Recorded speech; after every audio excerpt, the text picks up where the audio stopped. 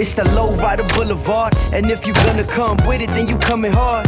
Yeah, and you know that this the spot. Hitting switches, watch the 6-4 drop.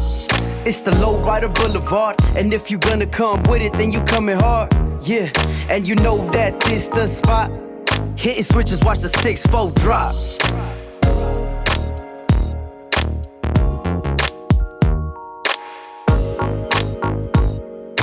What's going on, guys? Welcome to another Lowrider Blvd video. Today we're here with Cisco and Eve. What's going on, man? How you doing, Eve? Hey, how are you? We're back with another episode. You guys saw them in Blvd Stories. Today they're gonna show us their Cutlass. Tell us a little bit about the Cutlass, bro. Like what year is it? This is an 84 Cutlass. You could say this is the one that put us on the map for sure. I bought this originally back in like 96, 97. So you had it right about 30 years almost? Yeah. Yeah. It was my daily car, and you know, then kind of got bit by the lowrider bug, and then started going from there. You know. Yeah. So how long did you have it as your daily before you decided to, you know what, I'm gonna go all out on it? I'll say maybe, I don't know, maybe 2-3 years like that. Maybe. Yeah, it wasn't that long. It was right around. I bought the car, and then we met shortly after that, and I actually used to go to her house and pick her up and go on dates. And at first the car was all stock. Then I remember when I put my first set of rims, and I would say, yeah, maybe about 2-3 years. I did lift it first. It's been so long, I don't even remember. It was an old Royal Scar Club member. He went ahead and cut it for me. And then I was probably rolling around with it maybe about one season or so. And soon after that, I was like, yeah, we gotta get this, going. And I started looking for, started looking for street painters out there. You know, Yeah. somebody from the neighborhood out there that would be able to give it a nice paint job. And yeah, definitely exceeded my expectations. You know. And how did you decide, like, the color, you know, the color of the paint and then the interior? You know, it's funny. Before I found the person who painted it for me, I was actually gonna just take it to one of these mom and pops places and give it like a nice white paint job, maybe like a nice pearl paint job. And I ended up just through people, just through resources. You know, all the people on the streets. You know, they said, hey, go take it to this one guy, Oscar, that used to paint back days. And I met up with him, and he started going over all the candy colors. I was young back then. I was like, can I really do this? Am I really at that point now? Can I start doing candy colors? And we went through all these different ones, and as soon as I saw this one right here, this gold, I was like, yeah, this is it, man. Mm-hmm. If I'm gonna go all out on this car, it's gonna stand out for sure. You know, Yeah. I knew what I was going for, and yeah, we went ahead, and I mean, it was in paint prison for a long time, but in the end, it was all worth it. Yeah. Yeah. Like, how long did it take you from the minute that you decided to kind of like go the route that it is now to by the time you finished it? It was probably a solid maybe year and a half, 2 years probably. Because I remember, you know, obviously I didn't have much body work. The car was pretty fresh at the time. But then I don't remember the exact moment where the homie was like, hey man, you know what would look sick is if we did a Hollywood top. I was like, yeah, what's a Hollywood top? He was like, man, we just chopped the whole roof of it, and it will look sick. Nobody else has one in town. I was like, all right, well, what do we need to do for that? He was like, well, the first thing I recommend is you do at least a partial reinforcement on your frame. And I'm like, well, who's going to do the partial reinforcement? He was like, hey, you got to take it to Fat Boys. Fat Boys, shout out to Fat Boys. They've been in the game, I don't know, 40 years maybe. And they're definitely the triple OGs here in this town. And So they triple did your OGs. initial, like, they wrapped the frame. Did they do your hydraulic setup too? I think they added some things to it. They touched up some things to it, but the main thing that they did was they were able to do a partial reinforcement on it. And I mean, by everybody's standards, I remember it was pretty much in and out back then. So I'm talking maybe you know, maybe just a couple of weekends, and then I had it right back at the homie's house, and he started the paint process. Yeah. You know. Talking about the reinforcement in the trunk, can we check out the trunk? Yeah, absolutely. Hey guys, I just want to pause the video real quick to let you guys know you can now buy the t-shirts that I wear on my YouTube video, the t-shirts that I give all the Blvd Stories episodes, which is the No Low Riding No Life Gold version, No Low Riding No Life Chrome version, the Cruising Is Not a Crime. I also have one called City Lights, and just the regular Lowrider Blvd logo t-shirt. If you guys want to support my channel, that is a great way to do it. Plus you can rock some cool merch. TheLowriderBlvd.com. I'll also leave the link down in the description. You guys can pick up a shirt. That'll be a great way to support. I appreciate you guys. Let's get back to the video. It's just a very simple 6 battery, 2 pump setup. One of the things that I'm happiest about is that I can honestly say that this is 100% a street build, in the sense that at no point that I really go into anybody's shop. Back when I was starting out with this, like when they got painted in the homie's house. When they got lifted at the homie's house. Right. When I got the upholstery done, it was at the homie's house. And then the same thing with the hydraulics. I want to send a shout out to Dan from High Bidders. Yeah. This is when he first moved out here. We met each other on the streets out there. And I remember taking the car back in the days. It was his apartment complex. And I remember just backing into his parking spot, and he was like, you know what, let me redo your rack for you. Oh, And okay. yeah, I remember when he went and got his first plasma cutter, and we went and got all metal and just decided to do something like this. And pretty much stayed like this. I mean, like I said, I've had people touch it up and do things here and there, but the rack that's right there, that you see right there, was probably one of the first ones that Dan did back in the days. And this is way before any one of us knew how far we were going to take this. So Right. yeah, shout out to my boy Dan from High Hitters, you know. You got the interior done here in town too. Yeah, the upholstery was done by Uptown Upholstery. The homie did it when he first moved out here, and this is before he started his shop, which was very successful for a long time. And I remember the same thing. I dropped off the car to him, and I'm proud to say that the homie himself, he did all the stitching, he did all the cutting, he did all the molding and installing and everything in his house too. Oh, okay. And then soon after that, he went ahead and opened up his shop. What kind of seats are those? So, like, what are they from? I definitely wanted to go full custom. I wanted to do, and again, you know, we're going back 20, 25 years. I went looking all kinds of places. I think those are like bass fishing boat seats. Oh yeah. I remember just going, looking everywhere. I was looking at other cars. I was just looking everywhere, and I was like, I want something that just has a low profile to it. I want to be able to sit, but I want to just do something different.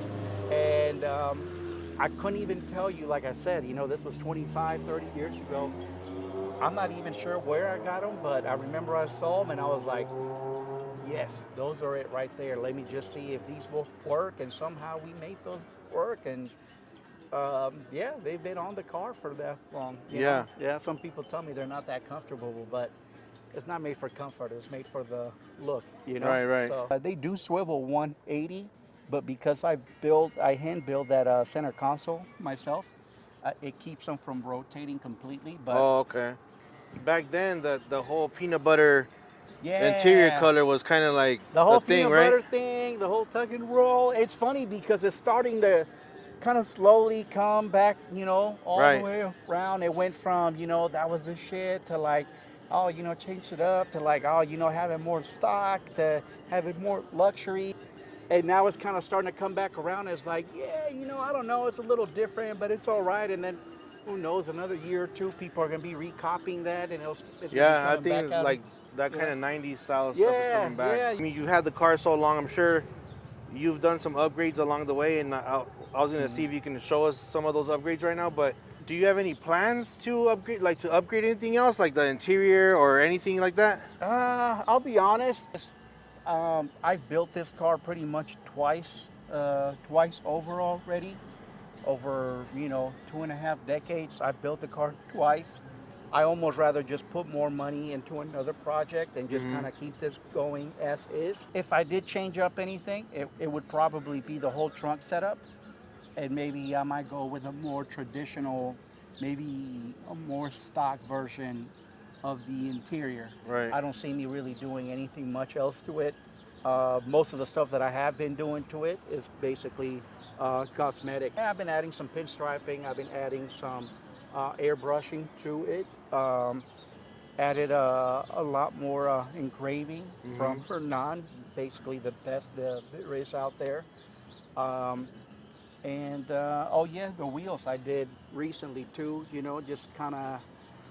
I always wanted to have some old gold cheese balls on there, and I came across a good friend, and he had some for sale, and I was like, well, if it's meant to be, I don't know. I'm thinking about it. He was like, bro, just come get them and take care of me when you can. And I was like, all right, yeah, let's do it. I put some 520s on there, switch it out, did a little bit of pinstriping, and I'm pretty happy with it. Yeah, pretty. You also upgraded recently your suspension, like your A-arms, right? One day I just woke up. I was like, all right, you know what? Let me get some brand new ones, but let me do something different. I always get inspired from other people, as I'm sure other people hopefully get inspired from some of the stuff I get done.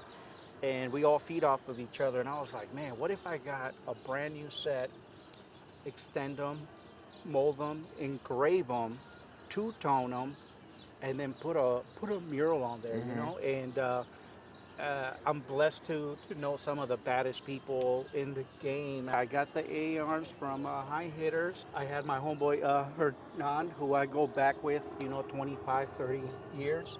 He engraved them. I brought them back, sent them to my boy Sonny the artist.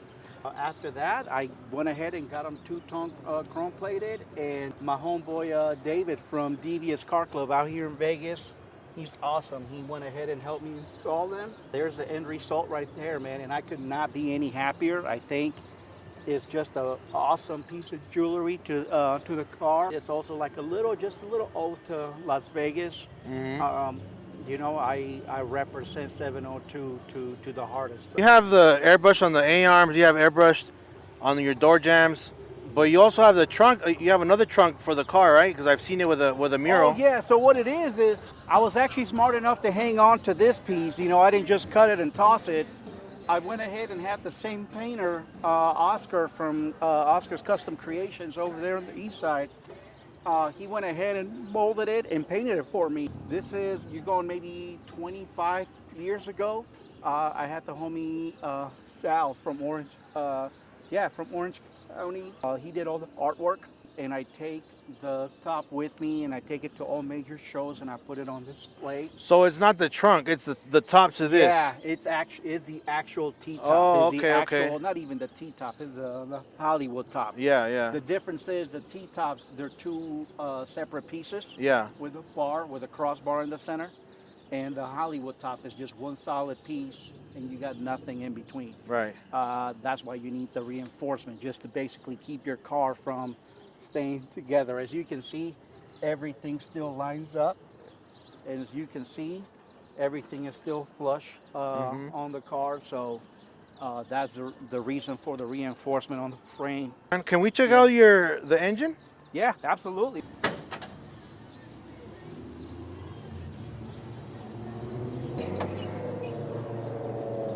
So you got some chrome and some gold. Yeah, I got some chrome, I got some gold, I got some pinstriping, I got some gold leafing, I got some engraving. This car is actually owed to a lot of people, man. The fact that it's still around after, almost 30 years, and there's history on here for sure. Or like, what do you do to maintain it so that it still looks like how it does? I get that question asked a lot, and honestly, I can tell you, just don't let it get dirty. Don't let it get dirty. I mean, I love this car. This car is a part of me. I know it sounds cheesy to some people. I know to some people a car is just a car. I grew up a little bit different, an immigrant kid, and never in my life did I think that I would be able to have one of these cars, let alone a few lowrider cars. When I take it out cruising, I'm always aware of my surroundings. I'm obviously aware of puddles or if it's going to be raining out and that kind of stuff. And if I do happen to get it a little dusty or dirty, you know, I get it to the house and then, you know, I just take the time to sit in the garage and maybe, you know, crack open a nice little beer and put some music on and just wipe it down, you know. Right, right. But I don't know. I feel kind of responsible to maintain this car because it's got quite a bit of history on Yeah. it. When you love lowriding, when you love what you're a part of, it's not even work. It's not like a chore to me. It's something that I enjoy doing. Right. You know. Yeah. To me, it's all part of it. You know. Right. What kind of headlights are these? Because everybody goes with the. You want to tell me if it's the secret or whatever, but Yeah. everybody upgrades their head. You know, their to the Euro clip. You know what I mean? So I'll start out by saying, you know what, I sometimes I've been known to go against the grain. I don't really do what everybody else is doing. I kind of just do my own thing, and that's what makes me a little unique. I've been offered the Euro clip 50 times probably, and I could probably go ahead and throw a Euro clip on there anytime I want. But I'm not gonna lie. I always like the way that this particular grill look on the 84. Mm-hmm. I like the way it sits. I like every angle, every sharp corner. I do like the single headlights. So all I can tell you is that it's another GM vehicle, and I went ahead and started collecting different square headlights. These are not G-body, but these are definitely GM rectangle lights. Euro headlights are a little different size. Yeah. I'm really happy with the way they turn out because I got the best of both worlds. I got the Euro headlight look basically, and at the same time I got the sharp edges On of the grill. original Yeah. grill. Your rear end, is that something that you've had like that since the beginning, or was that an upgrade throughout time? No, that's actually one of the things I have not upgraded. You know that it's been around for a long time because you hardly ever see the spring first and then the stroke on top. You know, now it's usually flipped upside down for low riding purposes. This is just mainly show and go basically, Right. but it's still the same thing, you know. Eve, we talked about the seats and you know, maybe that's more for looks. How is it riding in these little swivel seats, like boat seats? Well, somebody for my size, sitting wise, it's comfortable. The back is kind of like half your back, but it's still comfortable. But it's just super bouncy with the suspension. That's the only thing is that it's just a bouncy ride. With the whole Hollywood top, it's open. You know, you can't ride it when it's too hot or too cold, or how do you guys manage with that? Yes, whenever it's too hot, the sun is just beaming too much. You kind of get a little sunburn. And then, of course, if it's like too cold, then it's really cold. Yeah, definitely. When we built this car, we had just show in mind. We weren't thinking we were going to bring it out every weekend. Originally, when we first built it, we're like, no, this is competition. I've been placed mainly between semi-custom and even full custom class in at the big lowrider shows, and we done quite well with it. And I always like to tell people this is 100% a full custom show car that you can drive on the streets. Right. Versus our other cars, our street cars, they're street cars that you can put in the show. Right. So the other cars are just mainly for streets, but you can also put them in the show and you might place. But we still take a lot of pride in being able to cruise this car and take it on the freeway and you know, cruise it around. When So it's wonderful weather, it's a fun Yeah. ride. After 30 years and you know that you brought it back and you've been putting it in the shows, is the car still placing against other recent builds? Absolutely. You know, It really I mean, there's a lot of really nice builds out there. It's very exciting, you know, and I get excited to be able to see all the homies that come out with their new G-body projects, and for me to still be able to even keep up with them.